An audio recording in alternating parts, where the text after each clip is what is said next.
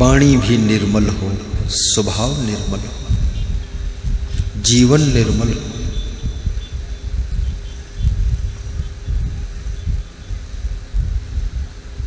मन निर्मल हो। कबीर मन निर्मल भया, जैसे गंगा नीर, पाछे पाछे हरि फिरे, कहत कबीर कबीर। मन निर्मल हो जाए।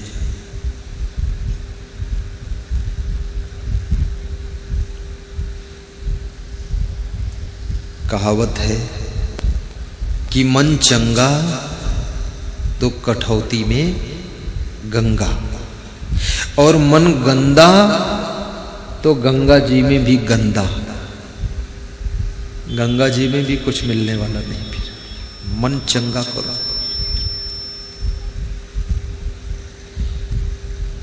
और मन गंगा तो घर ही में गंगा है। मन को गंगा जैसा निर्मल बनाओ। मनयो मनुष्याणाम कारणम बंध मोक्ष। निर्मल मन जन सो मोहि पावा, मोहि कपट छल छिद्र न भावा। रामायण की चौपाई है, गा दो। कौन गाएगा? मैं गाऊंगा। चलो तुम दोहराओ, मैं गाता हूं। ये सब जिम्मेदारी मेरी ही है। गाना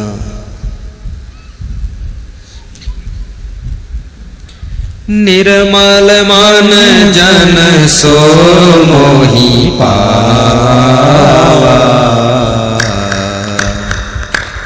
निर्मल मन जन सो मोहि पावा, मोहि कपट छल छिद्र न भावा, मोहि कपट छल छिद्र न भावा।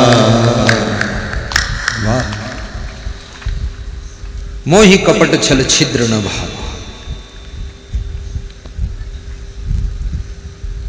निर्मल मन जन सो मोहि पावा। मन निर्मल हो, हृदय कमल हो, नयनों में प्रेम का जल हो, गुरुदेव के आशीर्वाद का फल हो,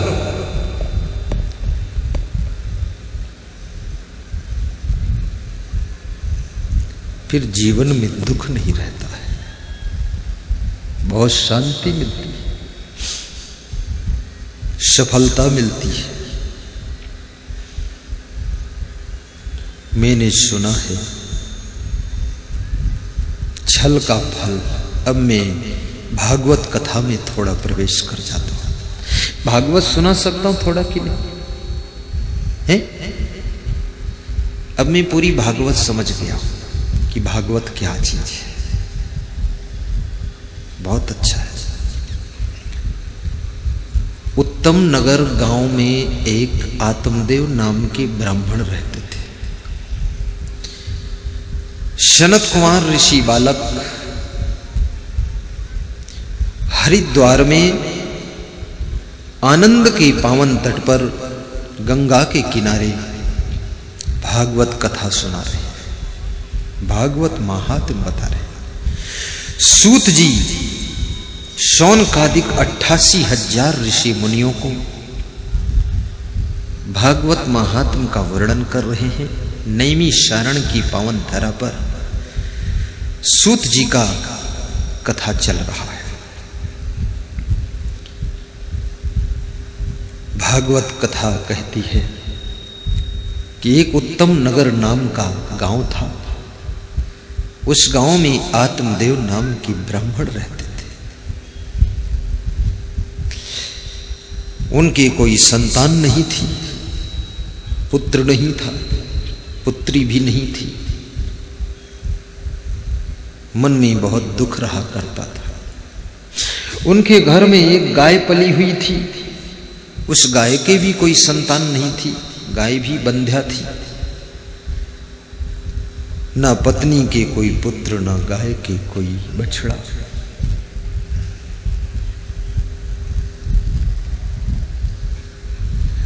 पंडित आत्मदेव को संतोष था, कोई बात नहीं।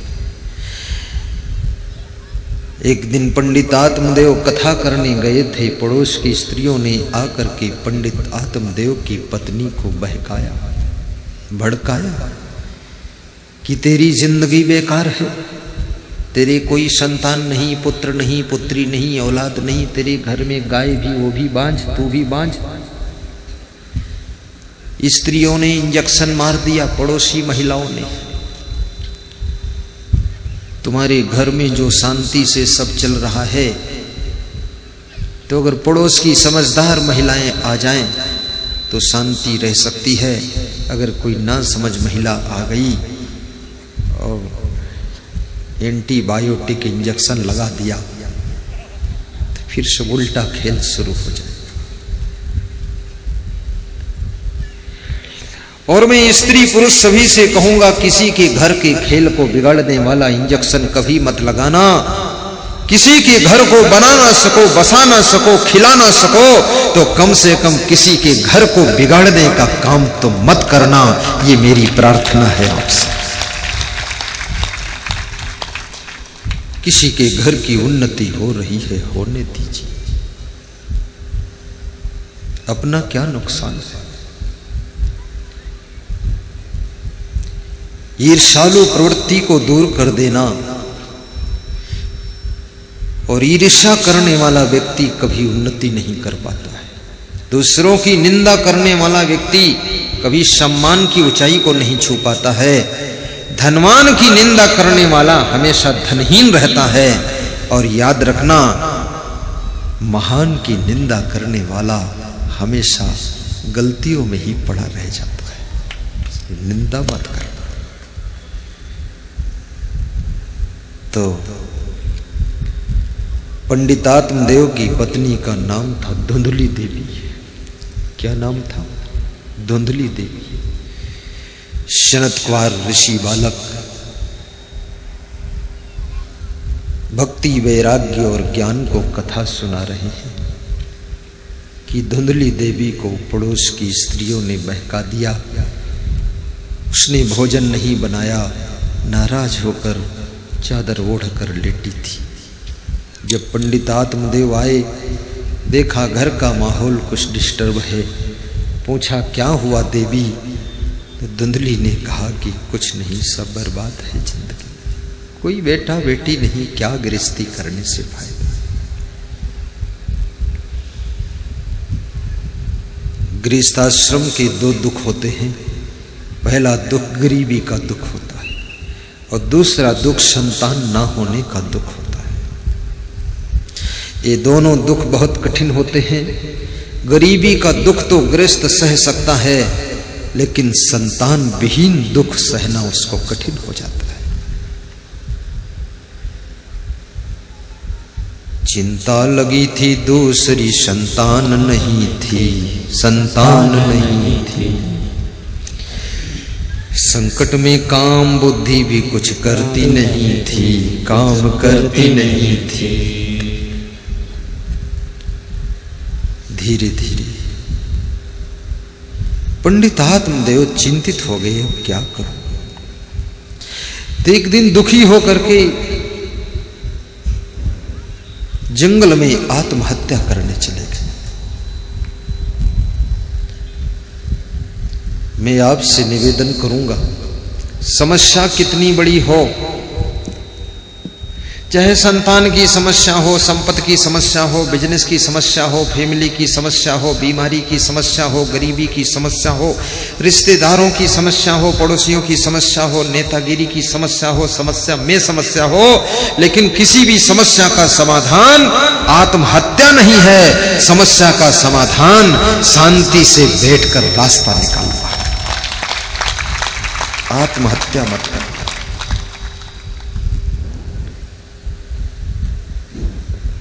जय हो। पंडितात्म देव आत्महत्या करने गए। आत्महत्या बहुत कुचड़ का काम है, बहुत कायर का काम है। इस संसार में जीना बहादुरों का काम है। संघर्ष से न घबराना हिम्मत वालों का काम है। और ये मर जाना ये तो अज्ञानियों का काम है। मौत तो अपने आप आएगी, उसके लिए प्रयास की जरूरत नहीं है कि जहर पियो, ये करो, वो करो।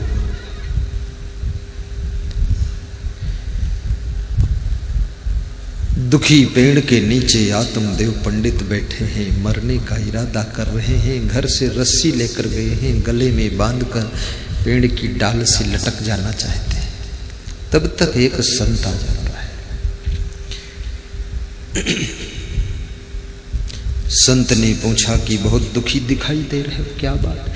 बोले दुखी हूं इसलिए दुखी दिखाई दे रहा हूं, और क्या बात? बोले किस लिए दुखी हो? बोले कोई संतान नहीं है और पत्नी परेशान करती है, कोई संतान नहीं है, घर में दुख है तो मैं दुखी हूं, मैं मर जाना चाहता हूं। संत ने कहा कि मरो मत, एक काम करो। बोले आप ही बचा सकते हो, कौन बचाएगा?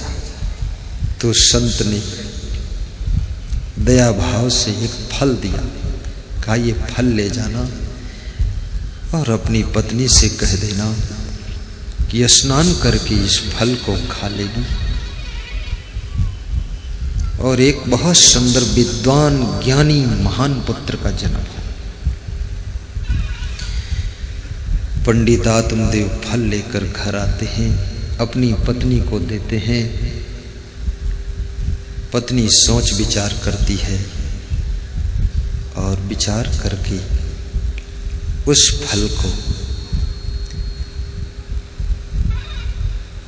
जो घर में गाय थी, बांझ थी, उसको खिला देती है, खुद नहीं खाती। सोचती है लेटेस्ट कि कौन झंझट में पड़े और पति जी ज्यादा परेशान हैं, मैं नहीं खाऊंगी फल। और पड़ोस में उसकी बहन रहती थी, अपनी बहन से कहा कि तेरे बच्चा होने वाला है, अपना बच्चा तो मुझको दे देना, तो मैं जो है अपने पति जी को बता दूंगी कि ये बच्चा मेरे द्वारा ही हुआ है, बस हो जाएगा। गुप्त सलाह सेटिंग हो गई, कोई परेशानी नहीं। अब जो पड़ोसिन का बच्चा था वो जब जन्म लिया तो उसको चुपके से अपने घर ले आई और प्रचार कर दिया कि मेरे द्वारा बच्चा हुआ है और ये बच्चा जो है बहुत सौभाग्य से हुआ है। वो महात्मा ने जो फल दिया था उससे वह झूठ बोल दिया। अब इधर उस गाय के भी एक बच्चा हुआ तो वो बच्चा भी मनुष्य जैसा हुआ, केवल गाय के बच्चे जैसे कान थे, बाकी सब मनुष्य का शरीर, क्योंकि महात्मा ने तो मनुष्य के बच्चे के लिए आशीर्वाद दिया था और उस स्त्री को खिलाने के लिए दिया था कि अपनी पत्नी धुंधली देवी को खिला देना, परंतु उन्होंने गाय को खिला दिया, बच्चा हो गया।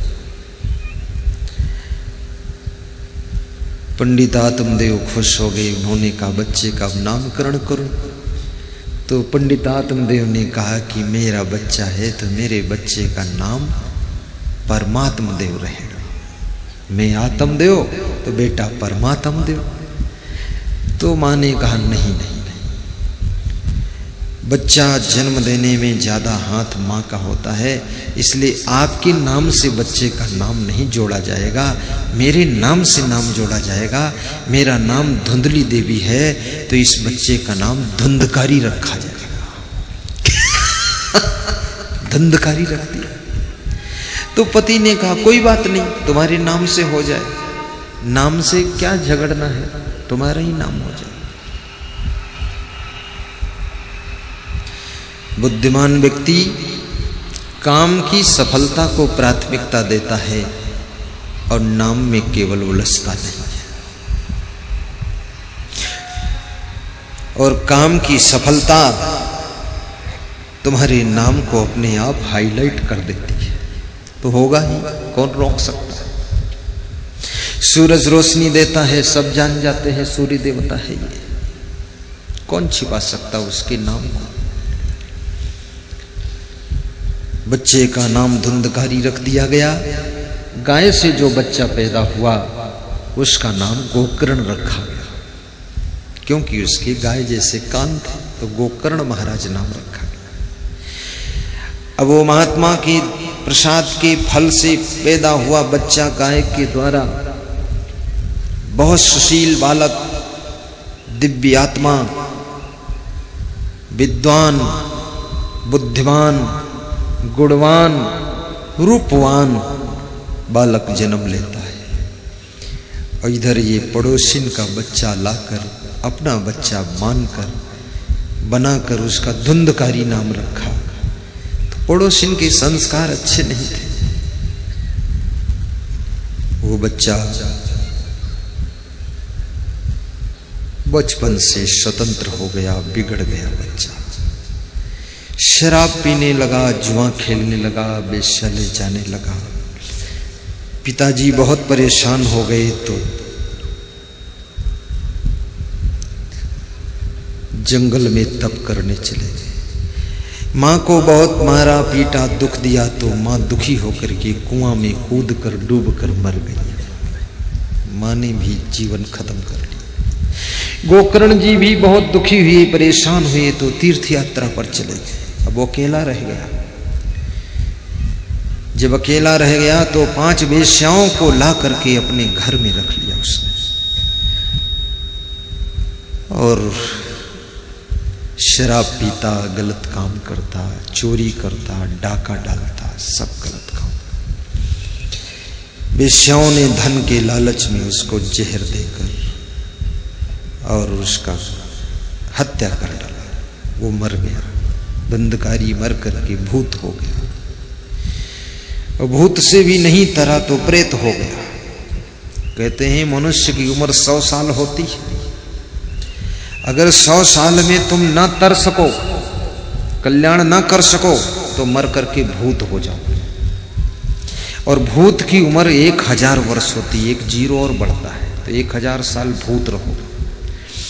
और भूत योनि से भी छुटकारा यदि नहीं मिला, कोई तुम्हारे घर में ऐसा बालक नहीं हुआ जो कथा कराए, सत्संग कराए, कोई पुण्य का कार्य करे, तो फिर तुम प्रेत हो जाओगे। 10,000 वर्ष प्रेत की उम्र होती है, 10,000 साल प्रेत रहो। और प्रेत योनि से भी छुटकारा नहीं मिला, ऐसा भागवत में लिखा है, तो फिर 1 जीरो और बढ़ेगा उसमें, फिर 1,00,000 वर्ष तक फिर जिंद हो जाओगे। अब जिंद हो करके तुम भटकते रहोगे, इधर उधर घूमते रहोगे, भूत बनकर सताओ, प्रेत बनकर सताओ।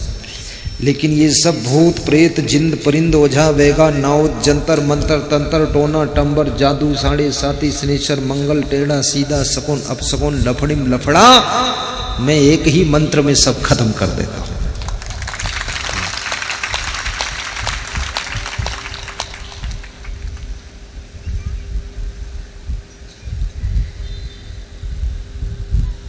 इधर जब धुंधकारी की मृत्यु हो गई, धुंधकारी प्रेत हो गया, सूचना मिलती है गोकर्ण को कि आपका भाई मार डाला गया है। गोकर्ण तीर्थ यात्रा छोड़ करके घर वापस आता है, ध्यान लगाता है, देखता है ये क्या हो गया है। बड़ा मन दुखी हुआ। माँ कुआं में कूद कर डूब कर मर गई। पिताजी जंगल चले गए तपस्या करने के लिए, भाई भी मर गया, सब विनाश हो। गोकर्ण ने सत्संग समागम की रचना किया, भागवत कथा का आयोजन किया।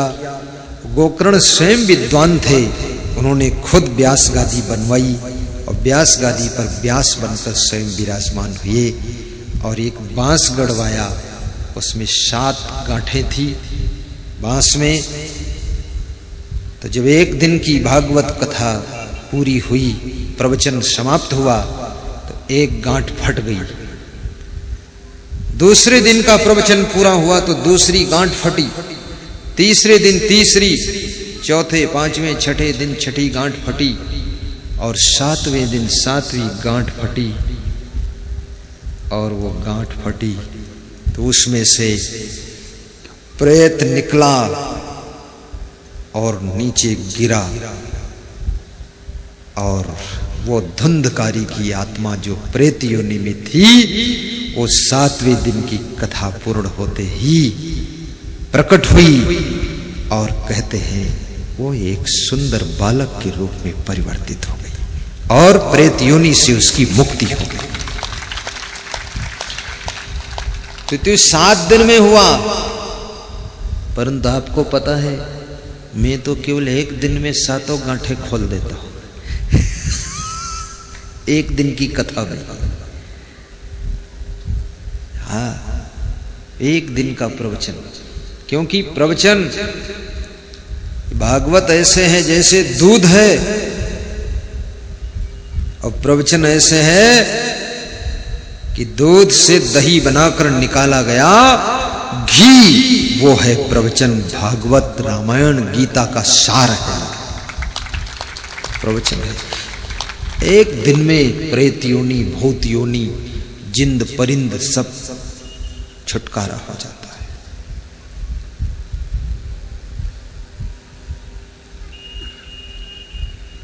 धुंधकारी की मुक्ति हो जाती है। आगे की कथा कहती है कि भगवान के यहां से 2 विमान आते हैं। धुंधकारी एक विमान में बैठकर प्रस्थान कर जाता है, सद्गति प्राप्त होती है। लेकिन गोकर्ण ने कहा कि मैं विमान में नहीं जाऊंगा, मैं तो अभी तीर्थ यात्रा करूंगा। तीर्थ यात्रा कौन सी यात्रा? ये सत्संग की यात्रा ही तीर्थ यात्रा है। सत्संग से श्रेष्ठ और बड़ा कोई तीर्थ नहीं है।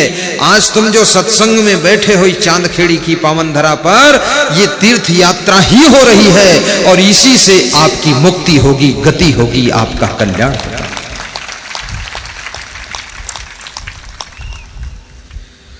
मुद मंगलमय संत समाजो, जो जग जंगम तीरथ राजो। वाह। मुद मंगलमय संत समाजो।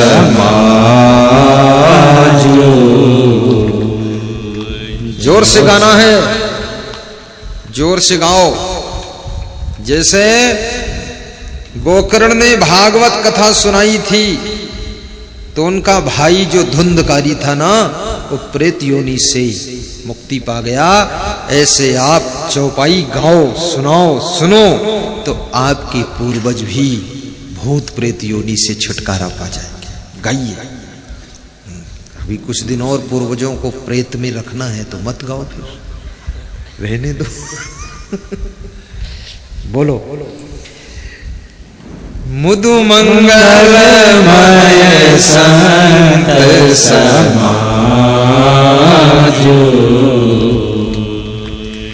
जो जग जंगम तीरथ राजो। जय हो। मुद मंगलमय संत समाजो, जो जग जंगम तीरथ। हाथ जोड़ के ताली बजाकर ऐसे। जो जग जंगम तीरथ राजो।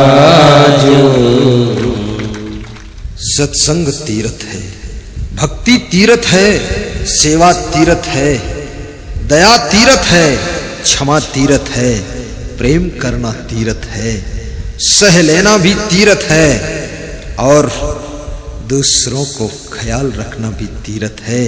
आपकी जिंदगी तीर्थ बने। आप जहां जाओ वहीं तीर्थ जैसी पवित्रता आपके साथ साथ चले तो समझ लो आपका जीवन तर जाएगा, मुक्त हो जाते हैं। जिसमें कुछ अधूरा है कि सत्संग से क्या क्या लाभ होता है। एक तो सद्बुद्धि मिलती है, दूसरी कीरति, यश मिलता है सत्संग से, तीसरी चीज गति यानी मोक्ष भी प्राप्त होता है, चौथी चीज भूति, भूति माने धन वैभव समृद्धि की प्राप्ति होती है, और पांचवी चीज सत्संग से भाइयों और बहनों सज्जनता यानी भलाई भी मिलती है। इसलिए सत्संग हमें 5 चीजें देता है। नंबर 1 सद्बुद्धि, नंबर 2 सद्गति, नंबर 3 सज्जनता, नंबर 4 समृद्धि, नंबर 5 यश कीर्ति। तो यश कीर्ति फैलाने वाला भी सत्संग है। रावण के पास में सब कुछ था लेकिन केवल सत्संग नहीं था, इसलिए रावण की यश कीर्ति और मुक्ति नहीं। और भगवान के पास में सत्संग था तो भगवान की यश कीर्ति हुई है। इसलिए सत्संग से जुड़ने वाले लोग यश के भागी होते हैं। अर्थात आप भी सत्संग से जुड़ें, भक्ति करें और गुरु का ध्यान करें, गुरु मंत्र लें, गुरु दीक्षा लें, गुरु बनाएं, निगुराना रहें, गुरु के चरणों में अपनी डोरी बांध लें, गुरु भक्त हो जाओ, माला पहनो गुरु जी से, निगुरा मत रहना, रोज सत्संग सुनो, टीवी चैनल में सुनो। संत कबीर से किसी भक्त ने प्रश्न पूछा था कि दुनिया में सबसे श्रेष्ठ रस कौन है? कबीर कहते हैं राम रस सबसे श्रेष्ठ रस है। जिस राम रस को पीने के बाद जीवन मधुरस हो जाता है, जीवन अमृत रस हो जाता है, जीवन में शांति आती है। इसलिए कबीर साहब कहते हैं को राम रसिक रस पियोगे, कोई राम रस का पान करेगा? कबीर पूछ रहे हैं। इस दुनिया में बहुत से रसों के रसिक लोग हैं। 5 मिनट के बाद सत्संग विराम ले लेगा, कोई चिंता मत करना, समय पर छोड़ूंगा, उठना मत, जाना मत, अन्यथा घुटना में दर्द शुरू हो जाए। बैठो केवल 5 मिनट, हिलो डुलो मत, भरोसा करो, सच बोलता हूं 5 मिनट में फाइनल करूंगा। प्रेम का रस पियो। राम रस क्या है? भक्ति रस ही राम रस है, प्रेम रस ही राम रस है। सद्गुण सदाचार का रस राम रस है, सेवा का रस राम रस है। इस राम रस का जो पान करे उसका जीवन कृतार्थ हो जाता है। को राम रसिक रस पिए होगे जुग जिए होगे। कबीर साहब कहते हैं जो राम रस का पान करेगा युगों युगों तक जिएगा, अर्थात अमरता को उपलब्ध हो जाएगा। इस अमर आत्मा को भी पहचानो। तुम आत्मा हो, अमर हो, अजर हो, निर्विकार हो। ये मनुष्य का शरीर आत्म कल्याण के लिए मिला है। ये शरीर खाने पीने भोगने के लिए नहीं मिला है, ये केवल सोने के लिए भी नहीं मिला है। कितने लोग खाना पीना भोगना सोना ही जीवन का लक्ष्य समझते हैं। जीवन का ये लक्ष्य नहीं है। इतना तो पशु पक्षी भी कर लेते हैं। अगर इतना करके ही जीवन शांत हो गया तो ये जीवन पाने से सौभाग्य किस बात का है। आहार निद्रा भय मैथुनान शामानि चैमानि नृणाम पशूनाम ज्ञानम नराणाम अधिको विशेषो ज्ञानेन हीनः पशु ही समाना। जो ज्ञान से हीन है वो पशु के समान है। चाणक्य कहते हैं भोजन खाना, नींद लेना, बच्चों को जन्म देना, भयभीत रहना, सोना, ये तो पशु पक्षी भी कर लेते हैं। पशु पक्षी भी बच्चों को जन्म दे देते हैं, अपना घोंसला बना लेते हैं। पशु पक्षी भी नींद ले लेते हैं, दुनिया के भोगों को भोग लेते हैं। ये पशु पक्षी इतना तो वो भी कुशलता से कर लेते हैं। ये इंसान जो देवताओं को भी दुर्लभ मनुष्य का शरीर था, वो शरीर तुझको प्राप्त हुआ है, लेकिन तूने इस मनुष्य शरीर को पा करके पशुओं जैसी ही जिंदगी जीकर खत्म कर दिया। अब तुझे पुनः मनुष्य का शरीर भी मिलना कठिन है। मनुष्य जीवन भक्ति करने के लिए मिला है, गुरु बनाइए, परोपकार के लिए मिला है, प्रेम से जीने के लिए मिला है, सत्संग सुनने के लिए मिला है। और ये मनुष्य जीवन सत्संग समागम कराने के लिए भी मिला है। सत्संग समागम भी कराइए। आज आपके बीच में मैं 3 प्रश्न प्रस्तुत कर रहा हूं। पहला प्रश्न,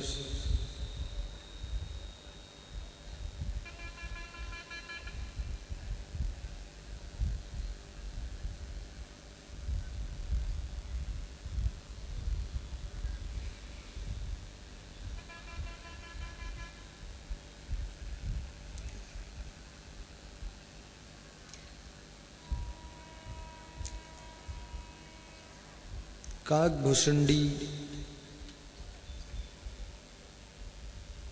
से गरुड़ जी ने पूछा है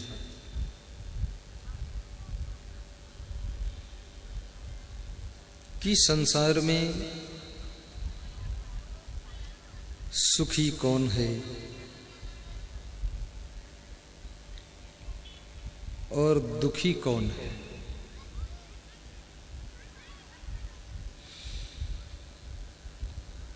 ध्यान को एकाग्र कर लो।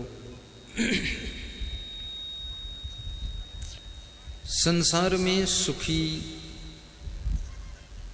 कौन है और दुखी कौन है।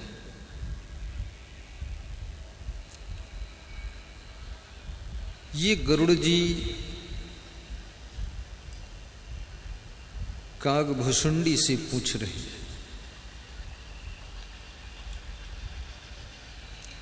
आप विचार करो,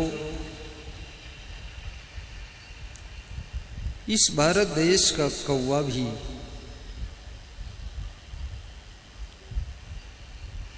किसी युग में बहुत बुद्धिमान हुआ करता था। आज इस युग में भारत देश के बहुत से मनुष्य भी कौवा से भी गए गुजरे हो गए, निगोड़े काग है।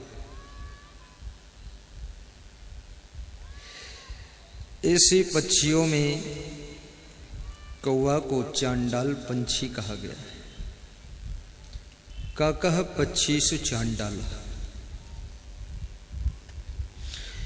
क्योंकि कौवा को खीर खिलाओ फिर भी वो बिष्ठा खाता है, पूड़ी खिलाओ फिर भी वो मांस खाता है। मनुष्य की भी करीब करीब दशा कौवा जैसी ही हो गई है। इसको कितना ही अच्छा खिलाओ फिर भी ये अंडा खाता है।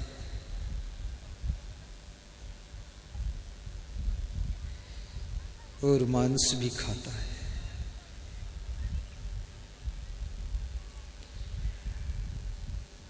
और कितने घरों में घर की छत की मुंडेरी पर कौवा भी बैठने में शर्माता है।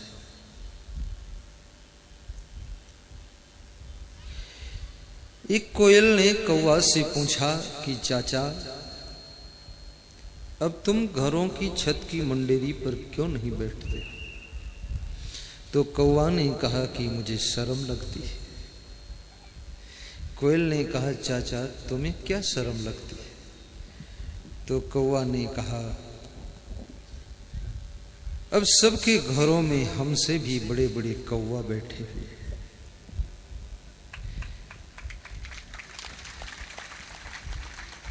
जिसके घर में देखो उसके घर में सुबह से लेकर शाम तक कांव कांव कांव कांव मचा रहता है। कौवा भी बैठने में शर्माता है कि यहाँ बैठकर क्या करोगे, हमसे तो बड़े बड़े कौवा यहाँ बैठे कांव कांव कर रहे हैं।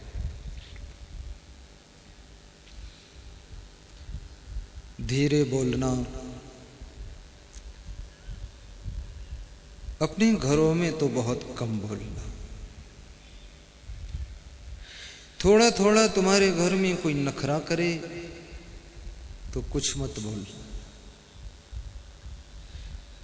कोई झूठ मूठ बहाना करके काम ना करे, एक दो दिन बोलना मत कुछ, क्योंकि शायद वो इसलिए नखरा कर रहा कि तुम बोलो तो तुमसे हम झगड़ा करें, इसलिए वो नखरा कर रहा।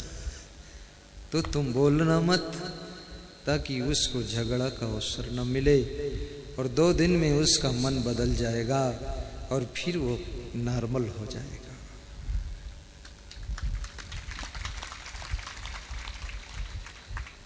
ये मनुष्य बहुत देर तक नाराज रह भी नहीं सकता, क्योंकि नाराज होने में बहुत थकान आती है।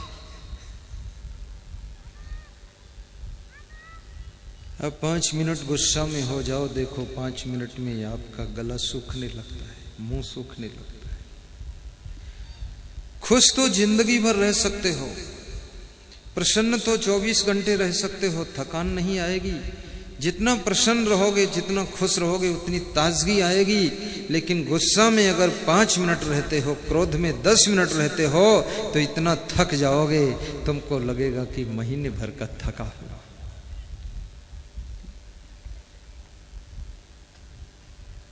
काकह पक्षी से चांद डाला, पक्षियों में चांडाल कौवा है।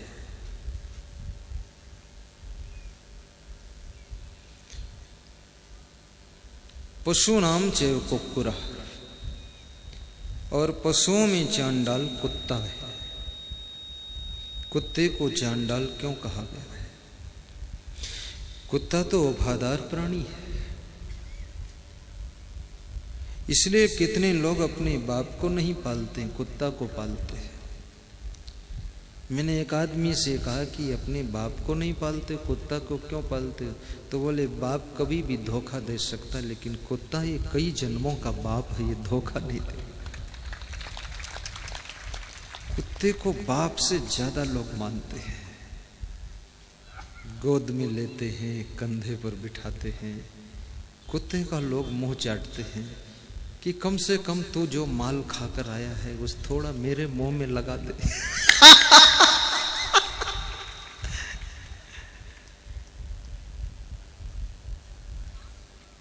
और एक बात मैं कहूं, तुम कुत्ते से प्रेम कर लो, बुरा नहीं। कुत्ते को रोटी दे दो, कोई पाप नहीं। चिड़ियों से प्रेम करो, वो भी अच्छी बात है।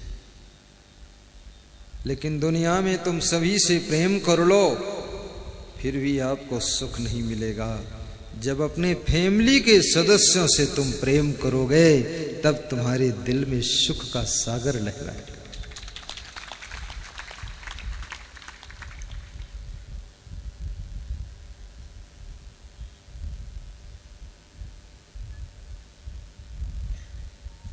कुत्ते को चांडाल पशु कहा गया है। क्यों? क्योंकि कुत्ता खीर पूड़ी खिलाओ, लेकिन फिर वो हड्डी चबाता है।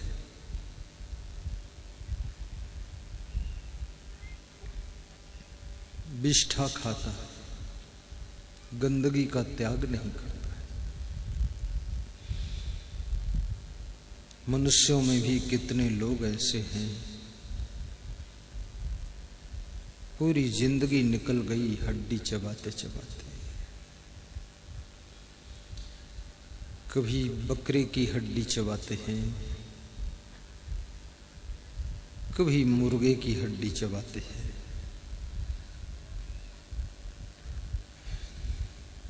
कोई सज्जन किसी के यहां दावत में गए,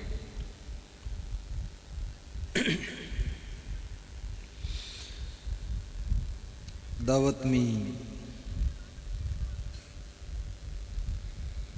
मांस पकाया गया था। मीन मांसों का खाना महापाप है। तो उनकी प्लेट में मांस आया तो उन्होंने मना कर दिया, बोले मैं नहीं खाता हूं, मैं छोड़ दिया, आप ले जाओ इसको। तो उनके मित्र ने कहा आपके लिए तो स्पेशल मीट की प्लेट है, आप तो खूब खाते थे, कैसे छोड़ दिए? कोई तीर्थ में स्नान करने गए थे, वहां छोड़ा क्या? तो उसने कहा मैं तीर्थ तो जाता ही नहीं। बोले कोई सत्संग में गए थे, वहां छोड़ दिया क्या? बोले सत्संग तो मुझे तो नफरत रहती है। कितने लोगों को सत्संग से नफरत है, कुसंग में बड़ा आनंद आता। जहां दुष्ट बैठे हों वहां बहुत प्रेम से बैठ जाते हैं, जहां सज्जन लोग बैठे हों वहां एलर्जी है उनको। बोले कोई साधु संत गुरु जी मिल गए जिन्होंने आपको छोड़ा दिया मीट मछली सब? बोले नहीं, गुरु के पास तो गया ही नहीं। बोले फिर कैसे छोड़ा? तो उन्होंने बड़ा अच्छा जवाब दिया कि उम्र ज्यादा हो गई है और दांत गिर गए, अब हड्डी चबाते नहीं बनता है, इसलिए छोड़ दिया। मजबूरी का नाम महात्मा गांधी हो गया है। कितने लोग मजबूरी में भी महात्मा गांधी बने, मजबूरी में साधु बने। घर में बेटे बहू पिटाई करते हैं तो बाबा जी बन गए, निकल गए अपना।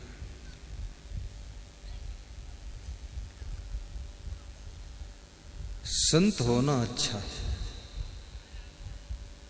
मांस मछली का त्याग करना भी अच्छा है, लेकिन मन से त्याग होना चाहिए। शाकाहारी जीवन श्रेष्ठ जीवन,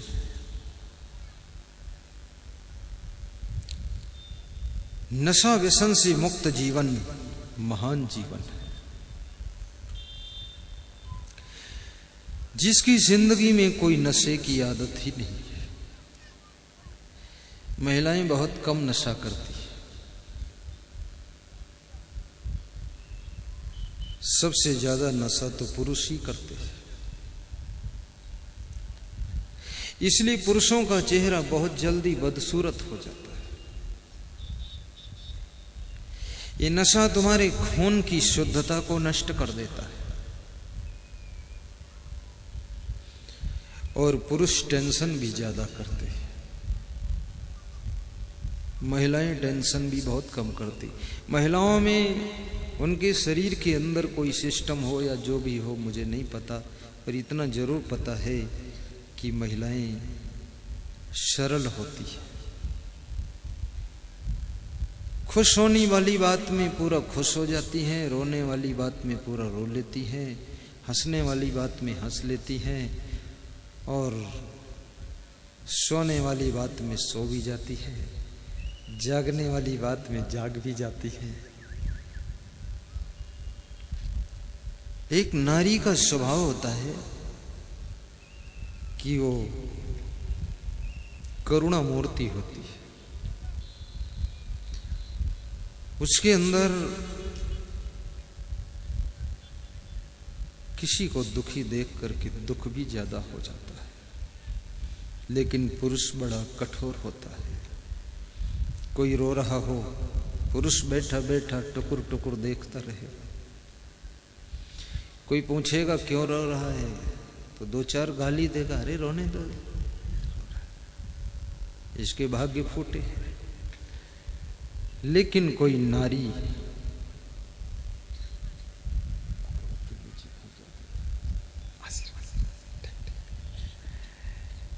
नारी रो रही हो तो दूसरी स्त्री अपने को संभाल नहीं पाती। इसलिए स्त्रियों का हार्ट अटैक भी बहुत कम होता है, पुरुषों का हार्ट अटैक बहुत होता है। पुरुषों को शुगर भी ज्यादा होती है, महिलाओं को शुगर भी बहुत कम होती है। एक पुरुष कह रहा था महिलाओं को शुगर इसलिए नहीं होती है कि वो अपनी टेंशन भी हम लोगों को देती हैं, तो टोटल शुगर हम ही को होती है।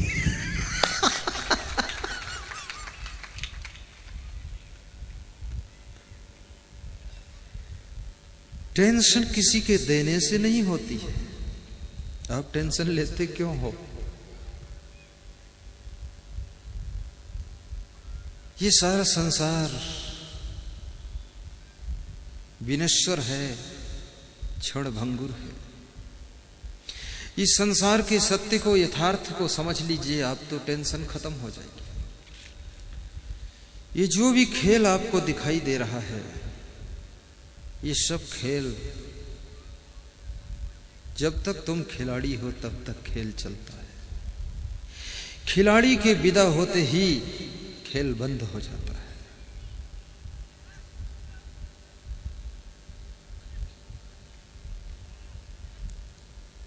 इसलिए कोई काम बिगड़ जाए तो दुखी ना होना। सर्विस में सस्पेंड हो जाओ, सोच लेना कुछ दिन के लिए रेस्ट करने का वक्त मिल गया, फिर बहाल हो जाओ। बिजनेस में घाटा लग जाए, चिंता ना करना, क्योंकि अर्जुन जैसे बाणधारी, अर्जुन जैसे गांडीवधारी, अर्जुन जैसे महाभारत में कौरवों को पछाड़ने वाले लोग,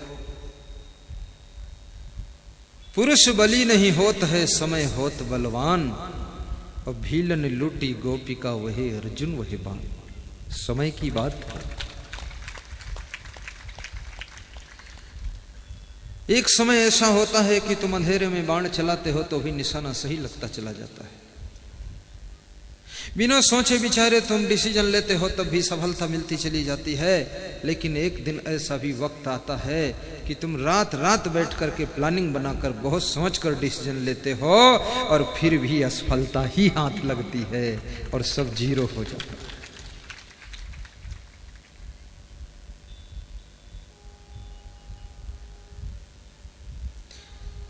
अभी एक पूर्व मंत्री मुझे मिलने के लिए आए तो रो रहे थे, फफक कर रो पड़े। बंद कमरे में अकेले मिले, बोले कमरा बंद करो, रोने का मन है। बंद करवाया, कुंडी हमने का लगा दो, इज्जत का सवाल है। क्योंकि खुला में सबके सामने रोना भी नहीं चाहिए, मन सम्मान की भी तो बात होती है। लेकिन दुख है, अब किसी के सामने दुख तो प्रकट करना भी चाहिए। कहते हैं कि दुख उनसे कहो जो तुम्हारे दुख को दूर कर दे। दुख उनसे कभी मत कहो जो तुम्हारे दुख को दून कर दे। कुछ लोग ऐसे भी हैं तुम्हारे दुख को दून कर देंगे, दुगना डबल कर देंगे। उनसे कभी मत कहो। तो बोले कल आपके दर्शन के लिए आया तो मेरे पास गुरुदेव 100 रुपये भी नहीं थे और 17 साल से हार रहा हूं चुनाव। 17 साल हो गए और फिर चुनाव लड़ने जा रहा हूं। और आज आया हूं इसलिए कि कल दक्षिणा नहीं दे पाए तो आज 500 रुपये ढूंढ कर लाया और रो पड़े। मैंने उनसे 1 घंटे बात किया और 1 घंटे में ऐसे ऐसे फार्मूले, ऐसे ऐसे इंजेक्शन उनको दिया कि वे ठहाका मारकर हंसते हुए कमरे से बाहर निकले और उनको लगा कि इस बार का चुनाव हम जीतेंगे। बिल्कुल जीतोगे।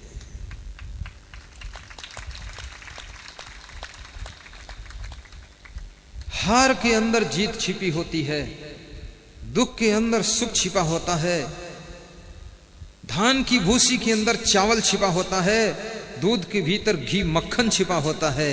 और याद रखना मेरे भाइयों, असफलता के आसपास में ही सफलता भी छिपी होती है, बस ढूंढने की जरूरत है। घबराओ मत। गम की अंधेरी रात में दिल को मत बेकरार कर। गौर करना, गम की अंधेरी रात में दिल को मत बेकरार कर। जो खो गया वो तुम्हारा नहीं था, जो बचा है वो आपका है। जो और खोने वाला है उसके भी खोने में चिंता मत कीजिए। यहां तुम क्या लेकर आए हो? कृष्ण कहते हैं अर्जुन से, क्या लेकर जाओगे? मुट्ठी बांध कर आए हो और ये मुट्ठी और हाथ भी यही छोड़ कर जाओ। लोग कहते हैं कि मनुष्य खाली हाथ जाता है, लेकिन मैं तो कहता हूं खाली हाथ भी साथ नहीं जाते, वो हाथ भी यही रह जाते। जाता तो कुछ, दो चीजें बस आपके साथ जाने वाली हैं। कहो तो आज बता दूं, कहो तो कल बताऊं। आज बता दूं। लोग बहुत उतावल है, कल का क्या भरोसा। रात में गुरुजी ही मर जाएं तो कौन बताएगा, या हम ही न रह जाए। इसलिए समझ लो, ये परम तत्व कभी मरता भी नहीं है। अमर तत्व आत्मा।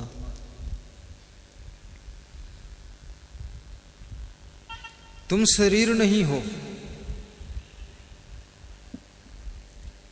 तुम मन नहीं हो,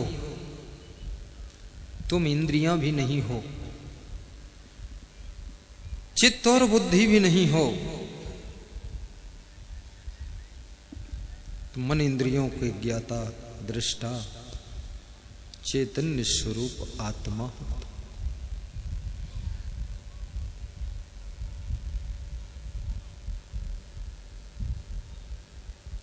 दो चीजें मनुष्य के साथ में आती भी हैं और साथ में जाती भी।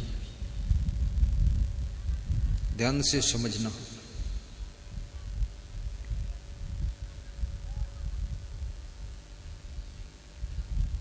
पुण्य और पाप के संस्कार साथ में आते हैं और पुण्य और पाप के संस्कार साथ में जाते हैं। आपका धन साथ नहीं जाएगा, गाड़ी साथ नहीं जाएगी, लाड़ी साथ नहीं जाएगी, बाड़ी साथ नहीं जाएगी, साड़ी साथ नहीं जाएगी, सोना चांदी साथ नहीं जाएगा, ये बाल, ये गाल, ये बवाल, ये कुछ भी साथ नहीं जाएगा। सिर्फ पुण्य की संस्कार और पाप की संस्कार। यदि तुम्हारी आत्मा के साथ में पुण्य के संस्कार जाते हैं तो सबसे पहली बात, आपको एक अच्छे देश में जन्म होगा, अच्छे प्रदेश में जन्म होगा, मध्य प्रदेश में जन्म होगा, छत्तीसगढ़ में जन्म होगा, और ऐसे गांव में जन्म होगा जिस गांव में सत्संग पहले से होता होगा, और ऐसे घर में जन्म होगा जिस घर में सत्संगी माता पिता होंगे,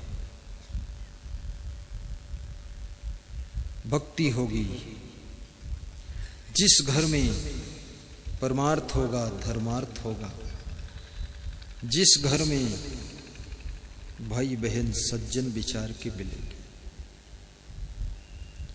तो समझ लेना कि पुण्य लेकर के तुम्हारी आत्मा ने जन्म ले लिया। और यदि आपको किसी गलत देश में जन्म मिल जाए, जहां पर सत्संग भी नहीं मिले, भक्ति नहीं मिले, धर्म की बात ही नहीं है, गली गली में मांस बिक रहा है, बैल खा रहे हैं लोग, भैंसा खा रहे हैं लोग, जन्म से ही तुमको पता ही नहीं भैंसा का मांस खिला दिया गया है, तो समझ लेना पुण्य कुछ कम थे, इसलिए गलत देश में आ गए। ऐसे गांव में जन्म हो गया जिस गांव में टोटल दुष्ट रहते, सत्संग भक्ति का तो नाम ही नहीं। जहां देखो वहां बैठे 10 लोग ताश खेल रहे, झुंड के झुंड जुआ खेल रहे, पूरा गांव दारू पी रहा है, सब मार पीट आपस में कर रहे हैं। जिनके घरों में माता पिता को भी गाली गलौज दिया जा रहा है, ऐसे घर में, दुष्ट के घर में जन्म हो गया, तो समझ लो तुम्हारी आत्मा के द्वारा पूर्व जन्म में कोई पाप हो गया था, इसलिए दुष्टों के घर में तुम पैदा हुए कष्ट भोगने के लिए।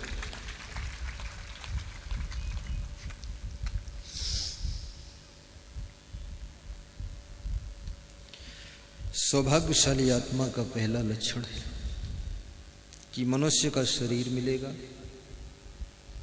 और वो भी शरीर बहुत स्वस्थ बुद्धिमान शरीर मिलेगा, सुंदर स्वभाव मिलेगा। समझो आपकी पुण्य प्रबल है। व्यवहार कुशलता मिलेगी आपको गिफ्ट के रूप में, समझो पुण्य प्रबल है आपकी। और हीरे जैसा चमकता हुआ चरित्र मिलेगा, समझो पुण्य बहुत प्रबल है। और मधुर वाणी मिलेगी, और सुंदर कर्म करने की कला, ये सब आपको प्राप्त होगी, तो समझ लेना कि आपकी पुण्य बहुत प्रबल है। और ये प्रबल पुण्य को रखने वाला व्यक्ति जहां जन्म ले लेता है ना, वो इलाका भी शुद्ध होने लग जाता है। जिस जाति में उसका जन्म हो जाए, वो जाति का भी उद्धार होने लगता है। जिस देश में जन्म हो जाए, उस देश के अंदर समाज सुधार का अभियान प्रारंभ हो जाता है। और पुण्यात्मा का लक्षण है कि उसको पत्नी भी मिलेगी तो बड़ी सज्जन स्वभाव की होगी, माता पिता भी बड़े सरल होंगे, भाई बहन भी बड़े प्रिय होंगे। और पुण्यात्मा का लक्षण होगा कि उसके पास में समझदारी बहुत होगी, बार बार उसको समझाना नहीं पड़ेगा, स्वयं संभल संभल कर चलेगा। उसमें कोई नशा व्यसन नहीं होगा, समय को बर्बाद नहीं करेगा।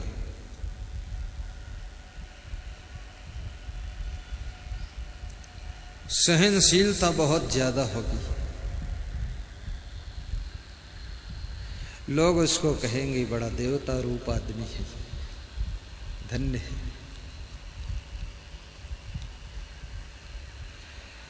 उसको पुत्र भी ऐसा मिलेगा, मित्र जैसा पुत्र मिलेगा। बहू घर में आएगी तो साक्षात लक्ष्मी का रूप लेकर आएगी। घर में कोई कलह कलेश नहीं हो। और जवानी में प्रवेश होने से पहले पहले ही उसको कोई महान संत से भेंट हो जाएगी, और वो संत उसका गुरु बन जाएगा और उसको जिंदगी भर के लिए सहारा देता रहेगा। ये पुण्य आत्मा का लक्षण है। इसलिए मैं कहूंगा कि मनुष्य जीवन में पूर्ण स्वतंत्रता है, चाहे जितना पाप कर लो, चाहे जितना पुण्य कर लो। और पुण्य करना बहुत सरल है, पाप करना बहुत कठिन है। सबसे पहले तो मानसिक पुण्य प्राप्त करो, जिसमें कुछ भी करना नहीं, मेहनत नहीं। सर्वे भवन्तु सुखिनः सर्वे सन्तु निरामयाः सर्वे भद्राणि पश्यन्तु मा कश्चित् दुःख भाग् भवेत्। सभी सुखी हों, सभी स्वस्थ हों, सभी प्रसन्न हों और सभी समृद्धशाली हों, ऐसी शुभ कामना यदि करते हो तो भी आपको पुण्य प्राप्त हो।